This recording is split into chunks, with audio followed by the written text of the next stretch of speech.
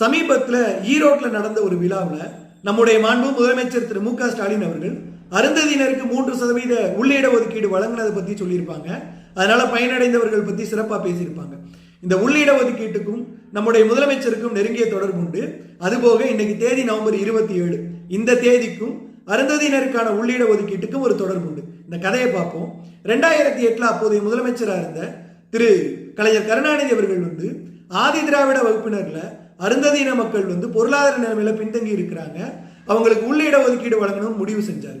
25/3/2008 இது தொடர்பாக பரிந்துரை வழங்குறதுக்காக நீதிபதி திரு ஜனார்த்தனம் தலைமையில ஒரு குழு அமைக்கப்பட்டது. இந்த குழுவோட பரிந்துரைகளை தமிழக அரசாங்கம் ஏத்துக்குச்சு. அதன்படி 27/11/2008 தமிழக அமைச்சரவை கூட்டம் கூடுது. இந்த கூட்டத்தில் அருந்ததியினருக்கு 3% உள்ளிட ஒதுக்கீடு அளிக்கலாம் அப்படின்னு முடிவு செய்யப்படுது.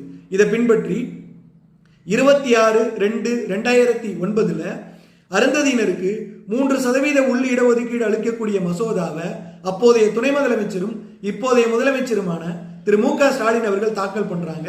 அந்த மசோதா சட்டமாகுது. ஏப்ரல் 29/2009 அந்த சட்டம் தொடர்பான விதிகள் உருவாக்கப்பட்டு அரசாணை வெளியிடப்பட்டு அருந்ததியினருக்கு 3% உள்ளிட ஒதுக்கீடு நடைமுறைக்கு கொண்டு வரப்பட்டது.